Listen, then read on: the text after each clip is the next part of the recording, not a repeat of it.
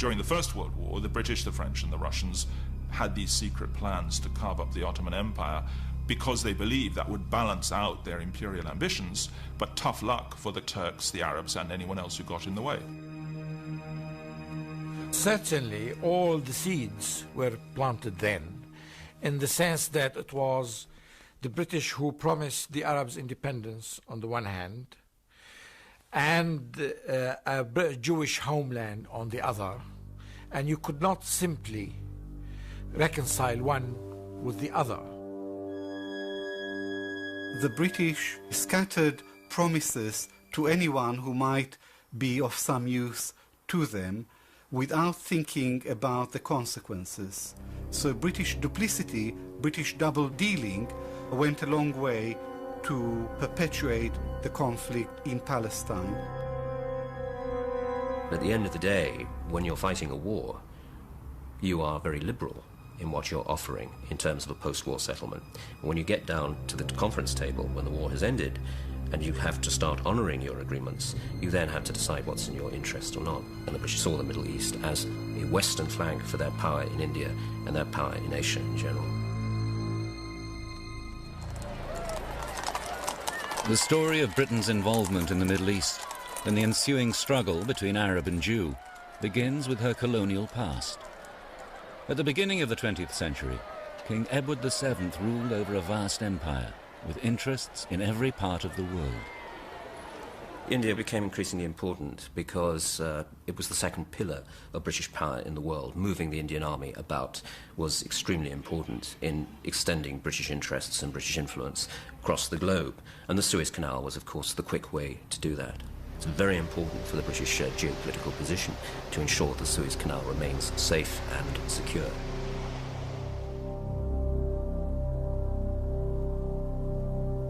With this aim in mind, Britain had become the only European power to establish a major foothold in the Middle East, in the principalities around the Persian Gulf, in Aden, and in Egypt.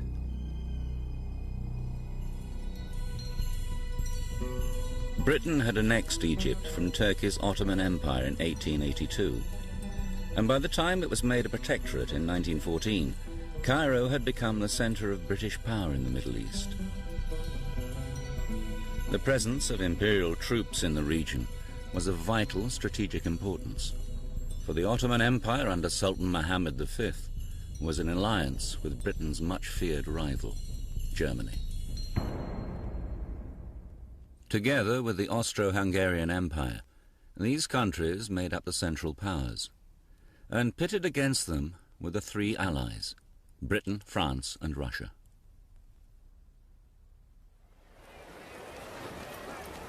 From the Ottoman capital, Constantinople in Turkey, the Sultan ruled over the last of the great Islamic empires. It had been in almost terminal decline for decades. Yet the fate of the Ottoman Empire was to be sealed by the outbreak of the First World War in August 1914. All of the leading powers expected the war to be over within a matter of months. So in that sense, all of them are surprised at the end of 1914, when not merely is the war going on, but it shows every sign of being likely to go on for a very long time.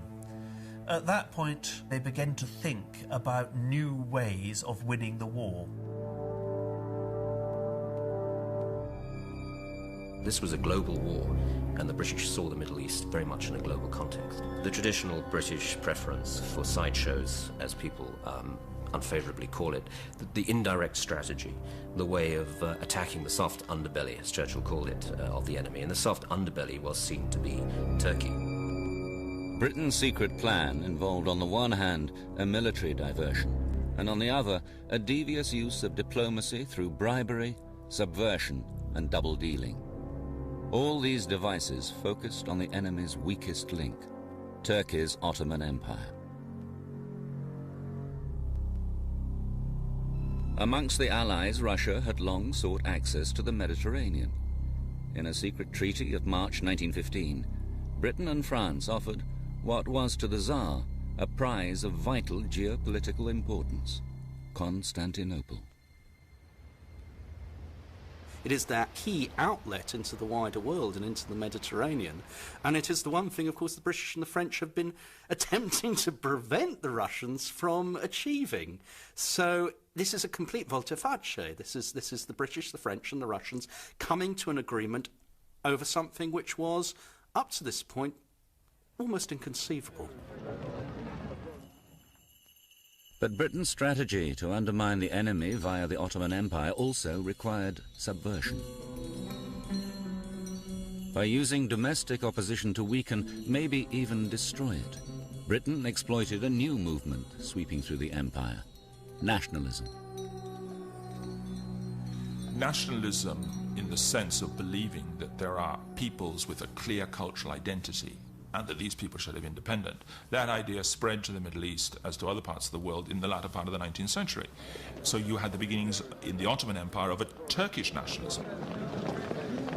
This came to a head when the Young Turks took power in a coup in 1908 and started to impose their language and culture on the Arabs of the empire. But this only reawakened an interest amongst Arabs in their own heritage. 1,000 years before, Arabs had brought the technology and literature of the East to the West, and their religion, Islam, had encompassed much of Asia, North Africa, and southwestern Europe. The idea of recovering that historic grandeur had remained in the consciousness of Arab intellectuals. By the start of the First World War, the antagonism between Arab and Turk had increased. Therefore, you got the emergence of Arab nationalism. By the summer of 1915, British intelligence confirmed that the Arab nationalist movement was the breakthrough the government was looking for. Britain and her French ally dispatched officers to sound out Arab leaders.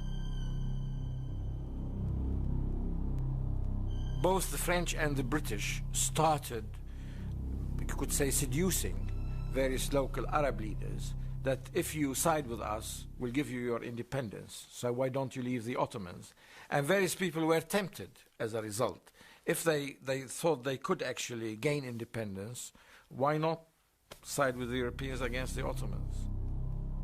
The idea was to tempt the Arabs into a revolt against their Ottoman overlords and create a diversion which would tie down the Central Powers in the Middle East.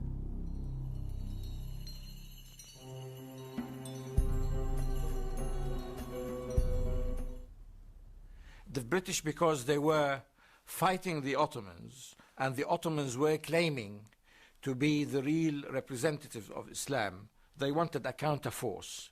And the counterforce was represented by Sharif Hussein, being a descendant of the Prophet. But Sharif Hussein was speaking of liberating Arab lands, building a new national state. He wanted to be king of the Arabs, not simply of Arabians. In July 1915, Sharif Hussein smuggled a message to the British High Commissioner in Cairo, Sir Henry McMahon, offering to raise a substantial Arab force against the Ottomans in return for British support for Arab independence. In the ensuing secret correspondence between the two men, Sharif Hussein was given to understand that he could expect British support in achieving some of his ambitions in the event of an Ottoman defeat. This letter of October the 26th, 1915, outlined the main points of the arrangement. The actual document itself is absolutely riven with ambiguity. There's no doubt about that. The question is whether Hussein recognizes that. My sense of Hussein is that he does recognize it. Taking Britain's assurances of support at face value, Hussein, together with his sons Faisal and Abdullah, amassed a sizable force. The new army was commanded by the young and charismatic Faisal, who had captured the imagination of the Arab masses in the quest for Arab independence. Yet even as Hussein and Faisal mobilized their troops, the British were preparing to sell them short. Back in London, in the spring of 1916, Britain was negotiating with France about the future shape of the Middle East. Behind closed doors, Sir Mark Sykes of the British Foreign Office had been meeting his French opposite number, François-Georges Picot. Britain knew it was vital to offer the French a stake in the spoils of the Ottoman Empire, should they win the war. Poring over a map of the Levant, Sykes and Picot personally drew in the areas they wished to see under their control. Their secret deal amounted to the virtual carve-up of the Middle East. There was the area coloured blue, which was to be directly controlled by France. This included what was then known as Greater Syria, where the French traditionally had commercial and religious interests. As for the area coloured pink, known as Iraq, with its strategic ports, railways and oil, this was to be under British rule. The area coloured yellow represented Palestine and was envisaged as an international zone, except for Haifa.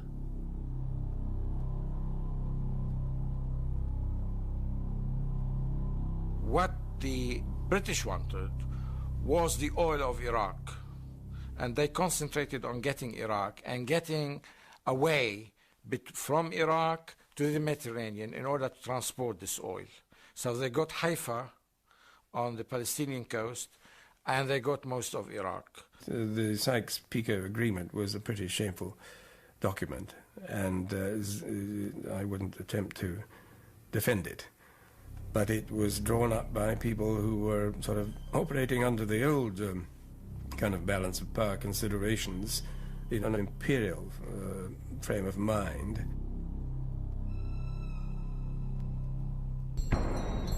Unaware of these secret dealings behind their backs, Hussein and Faisal proclaimed independence and in June 1916 attacked the Turkish troops. The Arab revolt against the Ottomans had begun.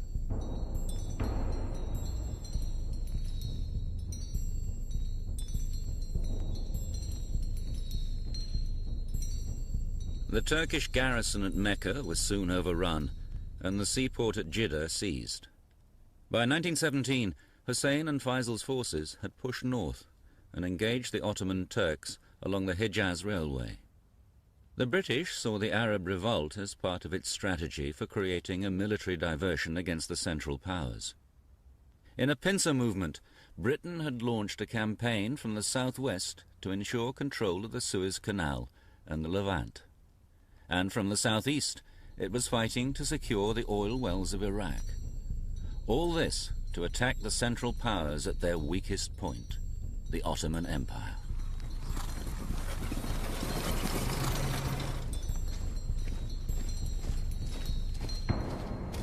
While the Arab army advanced northwards, Britain's General Allenby had crossed the Suez Canal, and by the spring of 1917, his forces had reached the frontier of Palestine.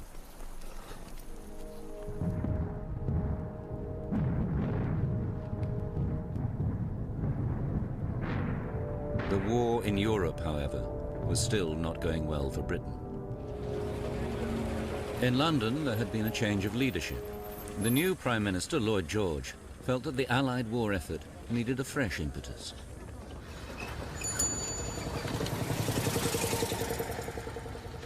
Although America had so far been neutral in the war, Lloyd George was convinced that could be changed. He believed there was one powerful group which might influence the American government. Lloyd George thought that the American decision whether to join or not would depend critically on public opinion, and that Jewish support could tilt the scales in one direction or the other. What is extraordinary about this situation is that here you have, particularly the British, seeing the Jewish world as one collective monolithic entity. And in that sense, they start looking at the role of the Jews in the war as being something which might be important. And from the point of view of the Allies, something else quite remarkable, this monolithic collective entity is pro-German. Many Jews in the upper echelons of German society did indeed have close connections to the Kaiser's Foreign Office. A new Jewish nationalist movement, Zionism, had also been able to establish its headquarters in Berlin. Zionism had originated in the 1880s after Theodor Herzl published a book espousing the virtues of a Jewish state. This caused a sensation amongst Jewish intellectuals in Germany, Austria and Russia, who shared Herzl's outrage at the escalation of anti-Jewish sentiments.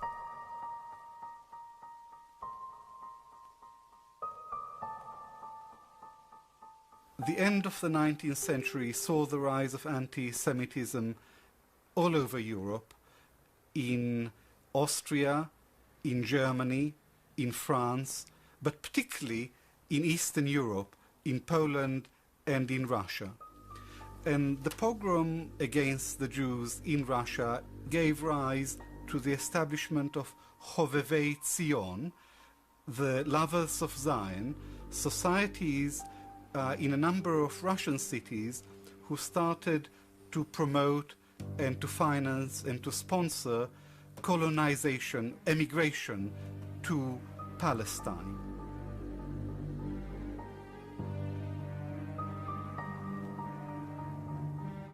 There had already been a small community of indigenous Jews in Palestine. But even when some European Jews established settlements throughout the late 19th century, the whole Jewish community by 1914 constituted barely 8% of the population.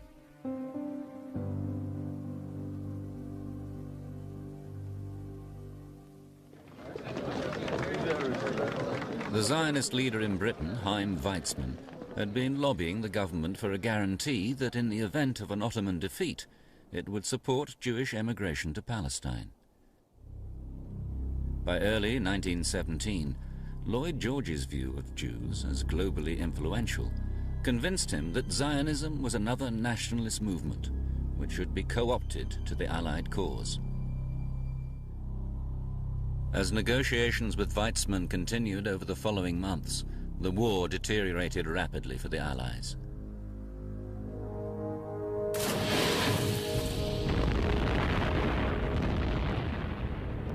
The German submarine campaign was seriously weakening Britain's merchant fleet. And although America had entered the war on the Allied side, President Woodrow Wilson was not yet willing to supply a significant number of troops.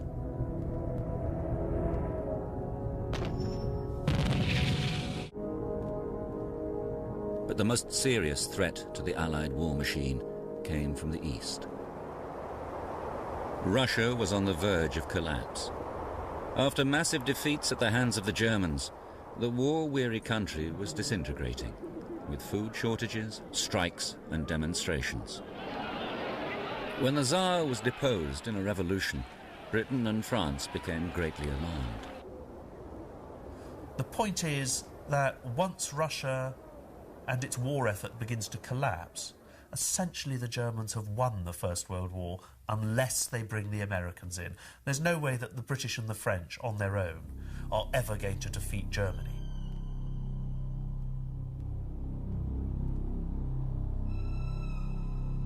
In October, the British government received an intelligence report suggesting that Jews were a significant influence in the leadership of the Bolshevik Party, the new revolutionary movement emerging as the dominant force in Russia. Lloyd George feared that these communists would take Russia out of the war. With the Americans still refusing to commit sufficient forces, he knew it was time to act. He instructed his Foreign Secretary, Arthur Balfour, to issue a pledge to capture the hearts and minds of the Jewish people. His Majesty's government view with favour the establishment in Palestine of a national home for the Jewish people, and will use their best endeavours to facilitate the achievements of this object.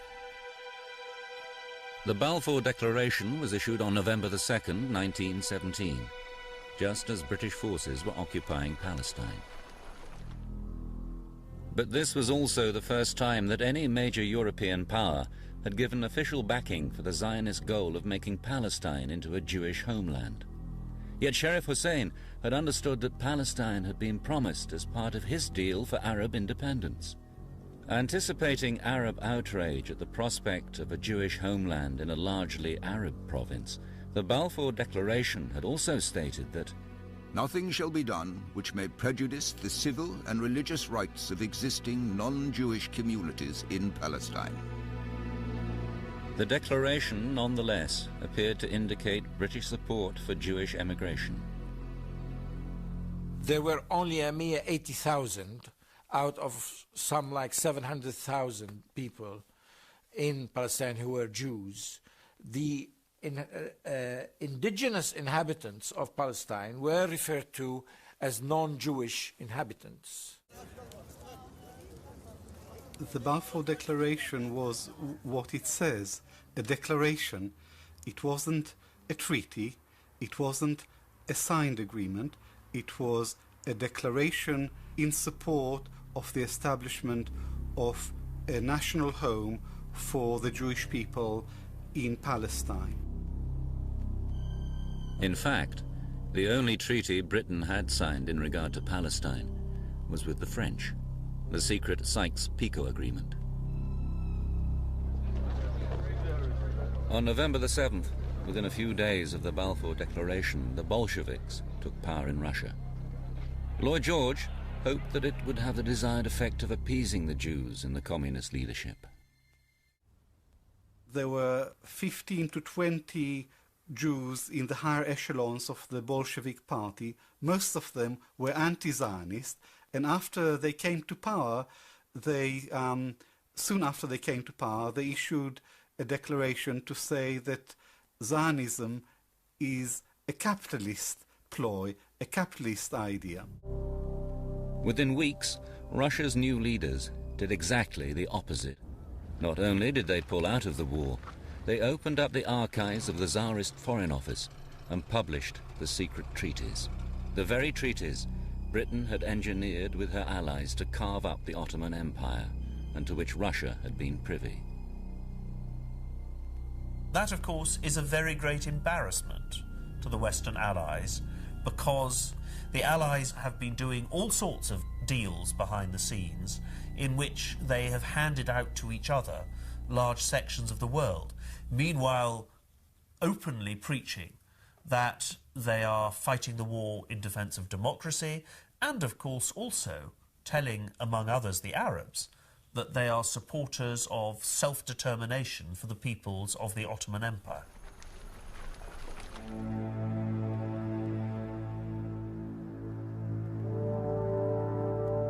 Amid Arab confusion and suspicion, General Allenby entered Jerusalem on foot, together with Sykes, Picot, and a number of other Allied notables. His British-led forces had captured the Holy City in December 1917. The leaders of the Arab revolt, however, were nowhere to be seen.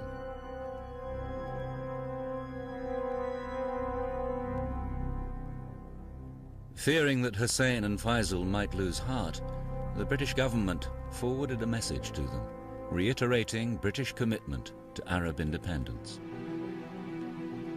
Hussein stayed loyal to the Allied cause, still prepared to accept Britain's word on Arab independence, although he spoke of settling accounts after the war.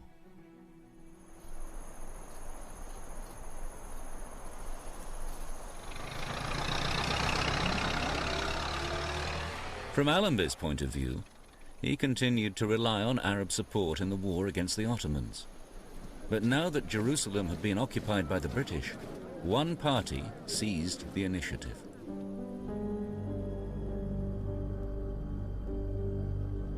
In April 1918, Chaim Weizmann and the International Zionist Commission traveled to Palestine to lay the foundation for a Hebrew university. Their hope was that it would become the intellectual hub of Zionism. Weizmann's visit, however, caused widespread alarm and indignation among the Arab population. And when he and the chief rabbi of Jerusalem met General Allenby, it looked as if Britain was preparing to honor the Balfour Declaration.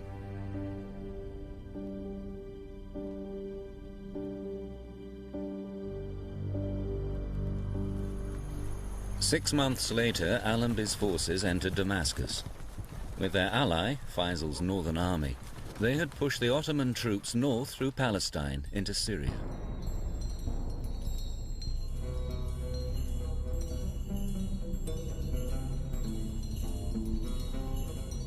On the 3rd of October, the people of Damascus flocked to Faisal's victory parade.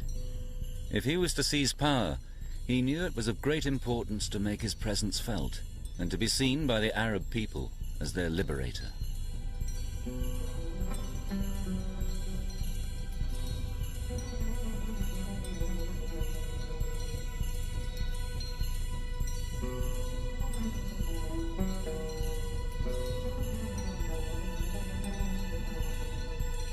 Later the same day, however, Faisal met with General Allenby at the Victoria Hotel in Damascus.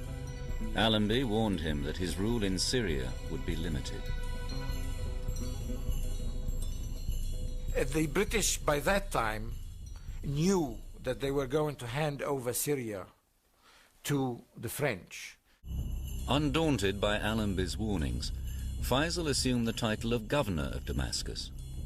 With the support of his father, Sheriff Hussein, he set about creating a power base for their goal of an independent Arab state. On the 31st of October, the Ottomans were finally defeated. And at 11 o'clock on the 11th of November 1918, the guns fell silent in Europe as the war with the Central Powers came to an end.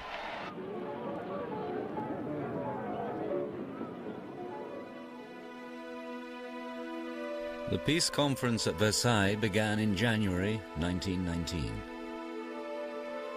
Representatives of the victorious Allies, such as the French Prime Minister Clemenceau and the American President Woodrow Wilson, gathered to sort out what was to be done with the former territories of the defeated empires. Now, the liberal use of promises by the British government had to be prioritized. They did indeed make pledges to the Arabs, but they also made pledges to the Jews. And they also made pledges to the French and the Russians and everybody else. And these people saw the world as an imperial world. Not only did they want to carve out the Middle East, they wanted to carve out Russia. They thought this was the last great moment in which the imperial powers would be able to sit down and grab what was going, particularly since there was no one to stop them. But Britain and her old ally France were up against the American President Woodrow Wilson's vision of a new world order, which promoted national self-determination. Once independence had seemed to be a possibility, that this principle of self-determination, supported by the Americans, was going to be offered to all those who were to be liberated from former empires like the Habsburgs and the Ottomans. What the Palestinians wanted was an independent state. In fact, Faisal had come from Damascus to plead the Arab cause. But the future of Palestine and the Middle East formed part of Britain's pledge to France in the Sykes-Picot carve-up.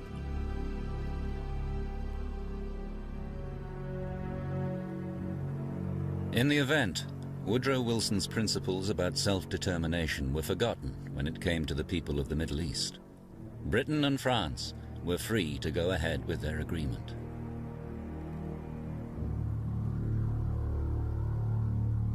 But what of the promises Britain had made to the Jews regarding Palestine? Foreign Secretary Arthur Balfour, in a confidential memo during the Versailles peace talks with America, France and Italy, wrote, "The four great powers are committed to Zionism, and Zionism, be it right or wrong, good or bad, is rooted in age-long traditions, in present needs, in future hopes, of far profounder import than the desires and prejudices of the 700,000 Arabs who now inhabit that ancient land." That might sound like a warm endorsement of Zionism, yet further in the post-war memorandum, Balfour hints at a much more cynical agenda. So far as Palestine is concerned, the powers have made no declaration of policy, which at least in letter, they have not always intended to violate.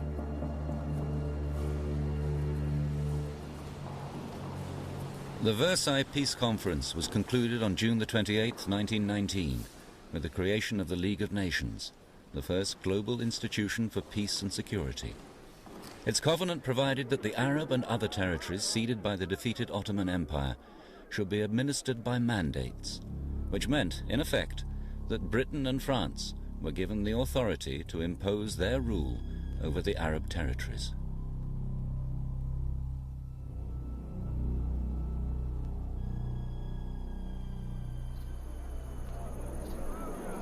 On November the 21st, 1919, François-Georges Picot, the co-architect of the Sykes-Picot Agreement, and the French General Gouraud arrived in Beirut. And so began the imposition of the French mandate for Syria and Lebanon.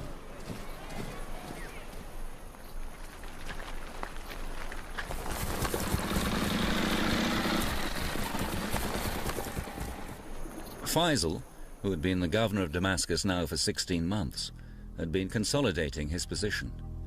When he was proclaimed king by the Syrian National Congress, the French were incensed, and General Gouraud sent in his troops. By August the 7th, 1920, Faisal had been deposed and had to flee to Palestine.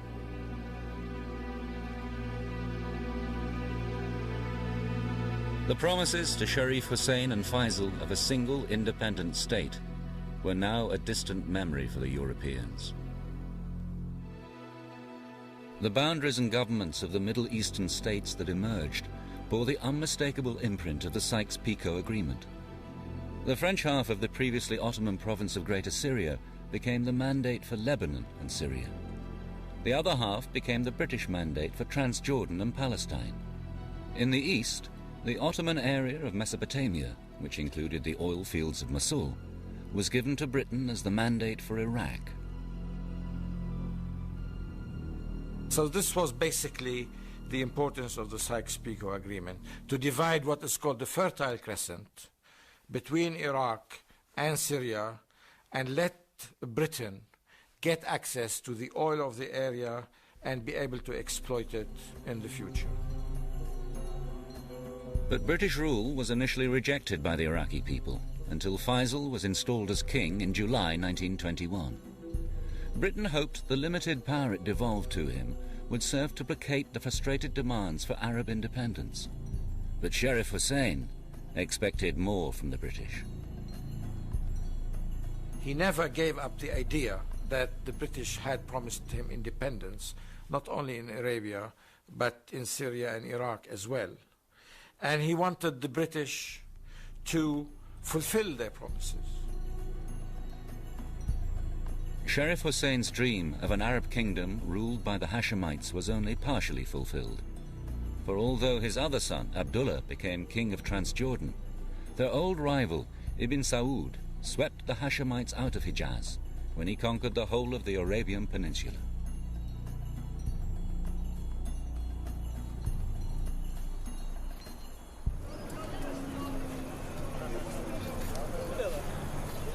Palestine was a land sacred to three religions.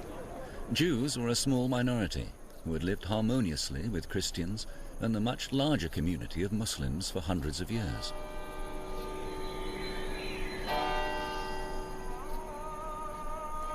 But the Balfour Declaration, promising Jews a homeland in Palestine, had been incorporated into the British mandate at Versailles.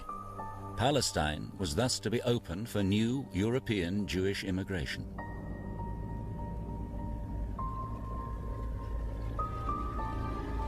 With celebrations and parades in support of Zionist activities, it seemed as if the British were going to honor their pledges to the Jews and ignore Palestinian hopes of independence. The Arabs had a strong case, but very poor advocates. The Zionists had a case. It wasn't as strong as that of the local Arabs, but they had brilliant advocates. Zionism is one of the greatest public relations success stories of the 20th century. And Chaim Weizmann exemplified these traditional Jewish skills of advocacy and persuasion. Some of these skills were clearly in evidence when Weizmann and various Zionist groups helped finance land purchases and the building of settlements for immigrant Jews. At the same time, political and security organizations were created to support the emerging Jewish homeland.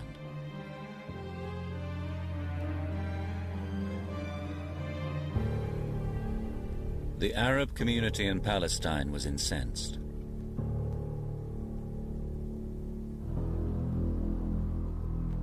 Palestinians couldn't conceive their country being divided or given away to another community which had nothing to do with the Middle East in the first place and was almost wholly European at the time.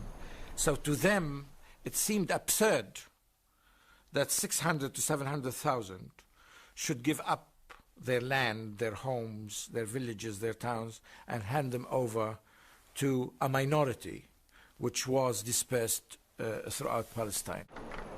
Without the Balfour Declaration, there could have been no genuine development of a Jewish national home, and the follow-through in 1948, where you get the creation of a State of Israel, simply would not have happened. It requires the umbrella of the British to be there, in effect, to support the emerging Jewish national home, militarily at the bottom line. The very fact that there are British troops, British policemen there to protect the Jewish communities is ultimately central to the situation. It could not have been done in any other way.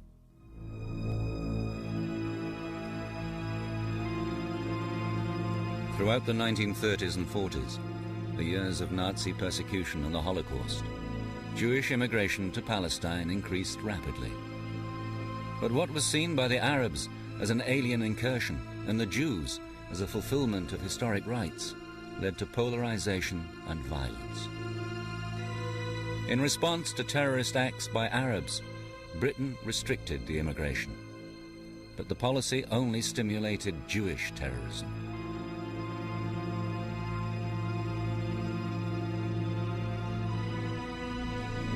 Against this background, Britain relinquished its mandate, and the State of Israel was born in 1948. When the first of several wars between the new state and its Arab neighbors began, thousands of Palestinian Arabs fled their homeland. Thus, the strategies employed by Britain to win the First World War inadvertently left a deep divide between Arab and Jew. The most serious consequences of British policy during the war was the encouragement of Arab nationalism and Jewish nationalism. And in the aftermath of the First World War, Britain was left with this legacy of double-dealing and of betrayal, which was to haunt her for a long, long time. Clearly, it played a role in dividing the Arab world into different states, in allowing the establishment of the State of Israel, and in frustrating Arab desires. But if what happened in Sykes-Picot and everything else that happened in the First World War is used as an excuse for the problems of the Middle East now, I think that would be a mistake. But yes, the roots of what we see today certainly arose from the double-dealing of the First World War and from the frustrated expectations of that time.